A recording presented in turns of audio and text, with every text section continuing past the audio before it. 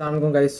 पिछली वीडियो के अंदर हमने एडिमा की कॉजेज़ देखी थी सारी की सारी, उसकी फिजियोलॉजी पैथोलॉजी सारी हमने, उसके किस तरह वो जनरलाइज्ड एडिमा हो जाता है, उसकी पैथोफिजियोलॉजी सारी चीज़ें हमने देख ली थी।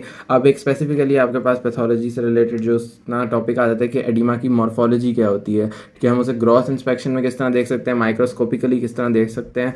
तो अगर हम देखें तो आपको ऑब्वियसली आप जब देखते हो तो आपको ग्रॉस इंस्पेक्शन फिर ना आँख से देखने से ही पता चल जाता है कि अच्छा ये स्वेलिंग है तो ये एडिमा हुआ हुआ है अंदर, ठीक है। इसके अलावा लेकिन अगर आप उसकी माइक्रोस्कोपिक एग्जामिनेशन देखो तो आपको उसमें क्या नजर आएगा, उसमें आपको नजर आएगा आपको जो एक्स्ट्रा सेलुलर मैट्रिक्स के एलिमेंट्स होते हैं ना, उनके अंदर क्लियरिंग एंड सेपरेशन, क्योंकि अंदर फ्लूइड ज़्यादा जा रहा है ना, तो क्या होगा कि आपके पास वो जो एलिमेंट्स होंगे ना एक्स्ट्रा सेलुलर मैट्रिक्स के अंदर के, वो सेपरेट और क्लियर होने लग जाएंगे। तो ये आपको माइक्रोस्कोपिक एग्जामिनेशन में दीजिएगा। मोस्ट कॉमनली आपके पास ना, ये आपके पास एडिमा जो होता है ये 3 जगह पे होता है, या तो सबक्यूटेनियस टिश्यू के अंदर हो जाता है, या फिर आपके पास लंग्स के अंदर हो जाता है, या फिर आपके पास ब्रेन के अंदर हो जाता है। अब अगर आप देखें तो सबक्यूटेनियस टिश्यू के अंदर होगा तो हम इसे सबक्यूटेनियस एडिमा कह देंगे, लंग्स में होगा तो पल्मोनरी एडिमा कह देंगे, ब्रेन में होगा तो ब्रेन एडिमा कह देंगे।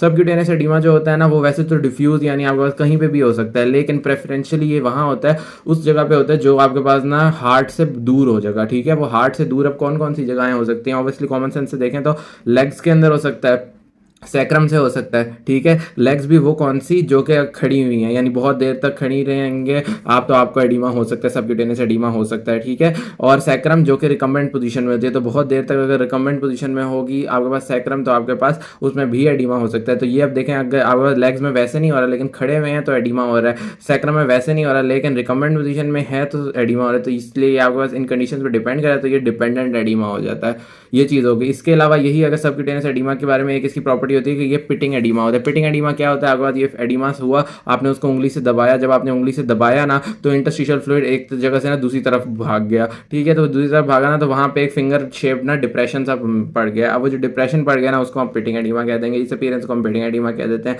तो ये आपका सबक्यूटेनियस एडिमा की मॉर्फोलॉजी होगी। फिर पल्मोनरी एडिमा में बात करें तो उन्होंने कहा लंग का जो साइज होता है ना वो 2 से 3 गुना ना बढ़ जाता होता है, ठीक है। और लंग की अपीयरेंस जो होती है ना वो क्या होती है कि अंदर आपके पास ना आपको फ्रॉथी यानी आपके पास ना जिस तरह कह सकते हैं क्लाउडी कह सकते हैं, ठीक है। और ब्लड टिंज यानी उसमें ब्लड भी प्रेजेंट हो रहा होता है, तो यानी ब्लड के कलर का होता है, ठीक है। वो तो ना फ्रॉथी ब्लड टिंज्ड फ्लूइड प्रेजेंट होता है, क्यों? क्योंकि उसके अंदर एयर भी होती है, उसमें एडिमा फ्लूइड भी होता है, और उसमें रेड सेल्स भी होते हैं, एक्स्ट्रावेसेटेड रेड सेल्स, ठीक है। तो वो रेड सेल्स जो है उसे आपके पास ब्लड टिंज्ड यानी ब्लड का कलर दे देते होते हैं। तो ये पल्मोनरी एडिमा हो जाता है। फिर अगर हम ब्रेन एडिमा की बात करें तो ब्रेन एडिमा के अंदर आपके पास क्या होगा, जनरलाइज्ड एडिमा होगा और लोकलाइज्ड एडिमा होगा।